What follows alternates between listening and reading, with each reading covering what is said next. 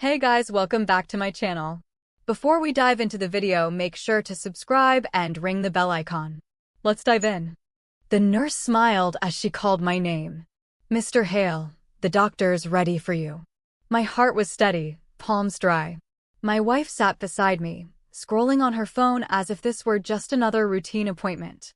We've been arguing for days about the vasectomy. She wanted it done. No more surprises, she said. I agreed, though for reasons she would never suspect. Inside the consultation room, the doctor greeted us politely, then turned to her. Mrs. Hale, if you don't mind waiting outside, I'd like a moment alone with your husband. She looked annoyed, but left without a word, her heels clicking like a clock counting down. Hook 1 during my vasectomy consultation, the doctor asked my wife to step out, and what he said next shattered everything. Once the door closed, the doctor's tone shifted.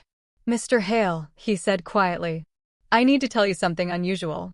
He opened a file, avoiding eye contact. Before any vasectomy, we perform a routine analysis on the patient's most recent semen sample. Your results show that you're already sterile. I stared.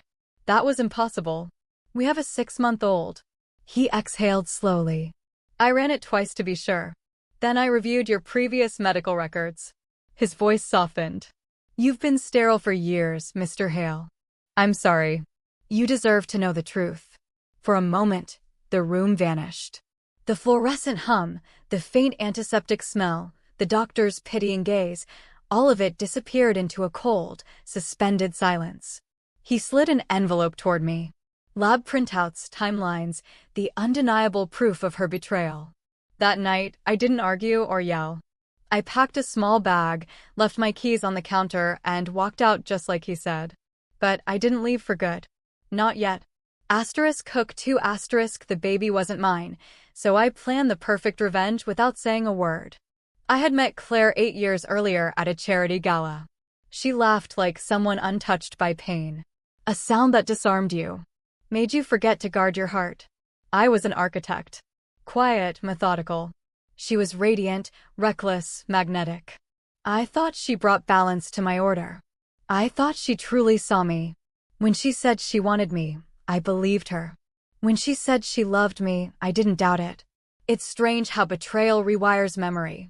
You replay moments, spotting clues you once ignored. The business trips that ran too long. The sudden obsession with girls' nights. The way she turned her phone face down after texts. But the worst sign was subtle. The way she began treating me like a placeholder.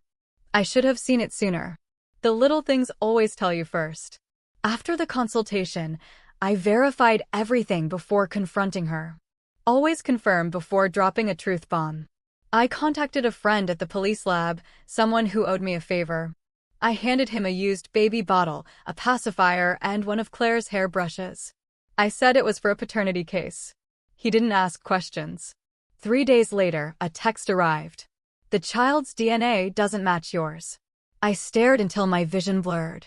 Then, surprisingly, I felt relief, not rage, not grief, because now I wasn't her victim. I was her reckoning. Weeks were spent preparing quietly, carefully. Step 1, I withdrew everything from our joint account. Half was legally mine.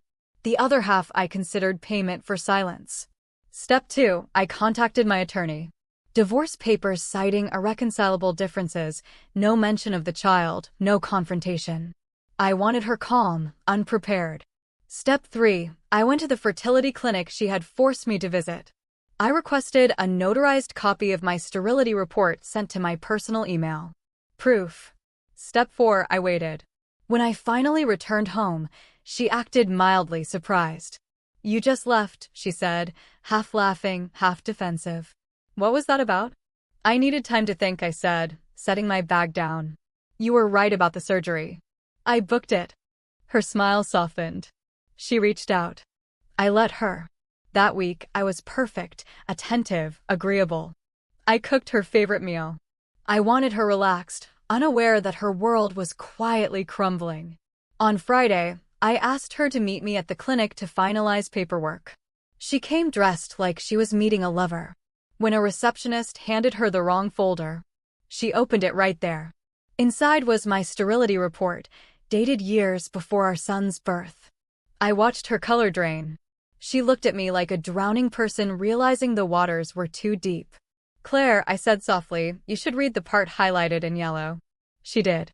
Her lips trembled. This isn't possible." I tilted my head. "Funny. That's exactly what I said." She tried to speak. I walked away, leaving her standing there, clutching the proof as if it burned her. No screaming, no exposure, no scandal, just silence, the kind that suffocates. She tried calling, texting, begging to talk. I ignored everything. Her last message read, "Please, he needs you." She was wrong. He needed the truth more than me. And the truth was something she could no longer hide. Weeks later, mutual friends began hearing the story. I never said a word. Secrets leak when someone's desperate enough to cover them. Her lover, my business partner, left the firm soon after. His wife filed for divorce. Claire moved back with her parents, selling the house I had designed for us. I didn't celebrate. I didn't need to. Watching her rebuild from ashes was enough. People think revenge requires fire and fury. It doesn't. It requires precision, patience, the ability to smile while cutting the strings. I never told her how I discovered the truth. Never about the doctor, the DNA test, or the nights I rehearsed the confrontation I never delivered. The most elegant revenge isn't in what you do, it's in what you withhold. Sometimes I think about that consultation room.